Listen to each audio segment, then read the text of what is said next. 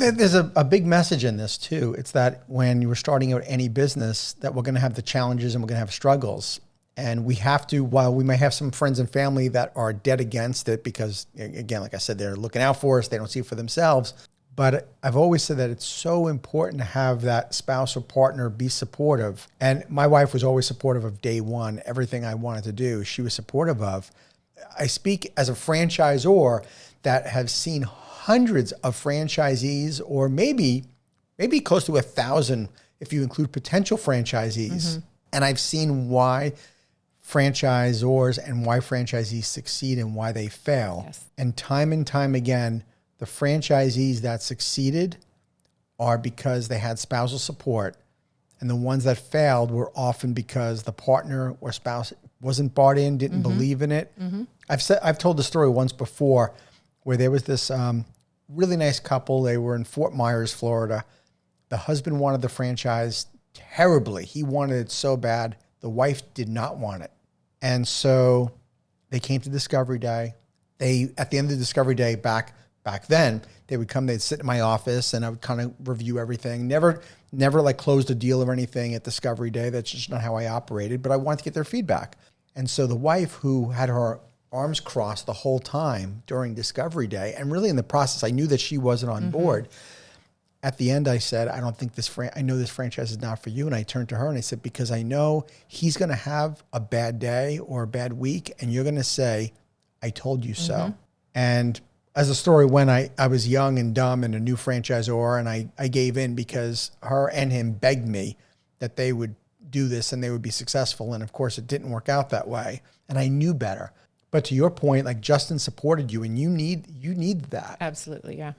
And I hope this message is for franchisors that are listening to this, that make sure you got to listen to your gut. You hear that voice inside your head when this potential franchisee is not a right fit. I've regretted it every time. Have you had that happen before? Oh, yeah.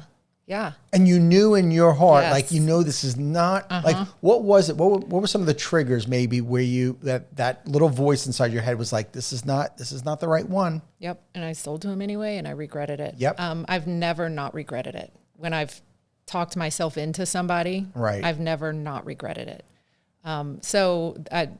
There was a similar one. Husband wanted it, wife didn't, but well, she didn't say she didn't want it. Okay. She just never talked. And she was the one who was going to be running it. Oh, I love that. I've had that before. The wife got a business that she didn't even want. She did, yeah. I mean, she said she did, but she had no questions, no feedback, very, very quiet. And guess what? It didn't work out. Right. I had one where I could tell from day one, she was very negative, like everything. And now, as luck would have it, I had two people kind of going through the process at the same time. Different parts of the country, but same process, dealing with the same people, same FDD. Everything was identical. One of them had a great attitude and would ask these questions and would take my answer and, like, understood everything. This other person had a complaint. And I don't mean like critical of the franchise agreement, because that's good. You want that. You want those questions. But I mean critical of, like, why did this training person say this to me? Like, okay, we're petty now. Like, now we're being petty because she said the same thing to the other person, right, and to everybody else who's come through. She just took everything personally, and she just saw everything as a negative. Which, could you imagine this person as a franchisee is now dealing with parents? Yes, and nannies. Oh my gosh. How do you, right, and nannies, how do you think that's going to work out then, right? Right. Yeah, and she looked good on paper. It was a great territory. I mean, the way I talked myself into it was like, well, with our training, she's got our corporate support. It's you can't not be successful here. Like, you will be successful. Right. And that was just the dumbest thing I've ever told myself, because less than a year later, I now have that location.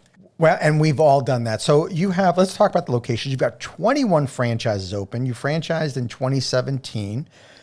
You have the one company-owned location, though. So although you're in Gainesville, Florida, your company-owned location is in Texas because you took it over. Oh my gosh, Kristy, I've been there. Here I am in Tampa. I had to take over a location of all places, completely across the country in Portland, Oregon, in 2009, because I had a franchisee who was actually doing a pretty good job and was making money, but was mismanaging his money.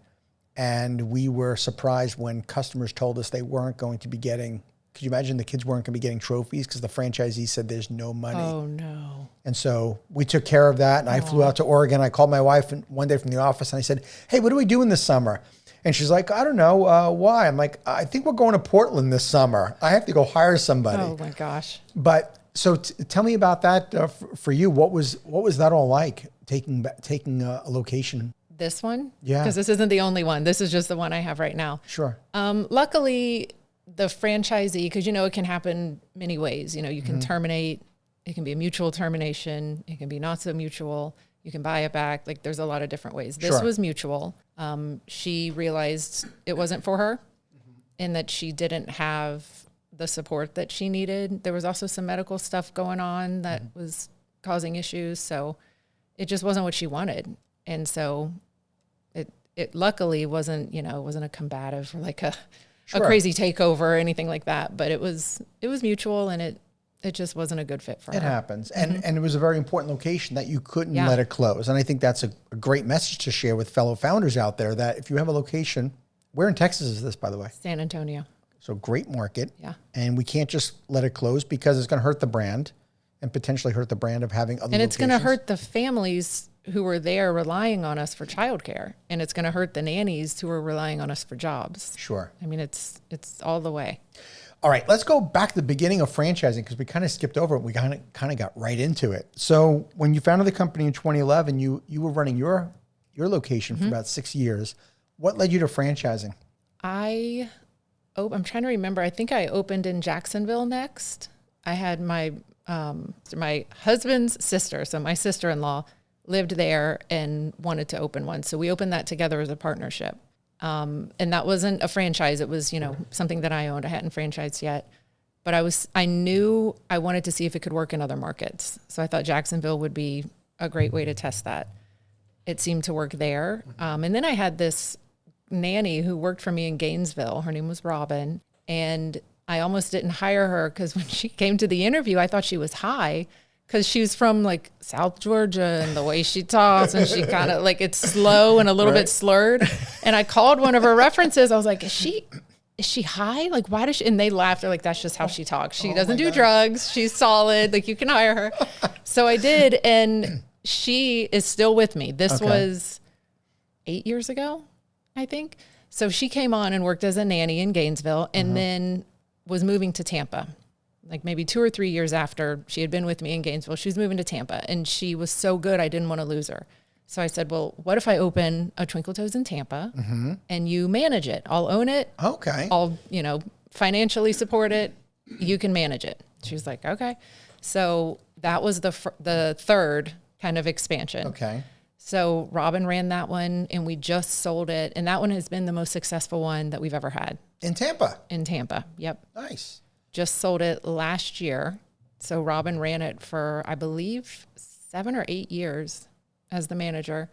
Grew it, sold it last year, and now she's my COO and does like new franchisee support, does all the new franchisee training. So that went from, I think she's high, I'm not going to hire her, to like she's the COO now. Thank you for tuning into the Emerging Franchise Brands podcast. For additional insights, guest applications, and to stay connected, visit us at efbpodcast.com. The Emerging Franchise Brands podcast is for entertainment purposes only, and the views expressed do not necessarily represent those of Emerging Franchise Brands, its host Frank Fumey, or Emerging Franchise Group, LLC. Any discussed franchise or investment opportunity requires thorough investigation, obtaining proper disclosure documents, and expert consultation before making any investment decisions. The podcast and its host do not offer professional advice or endorsements, and they hold no responsibility for actions, representations, accuracy, or consequential damages related to the podcast content.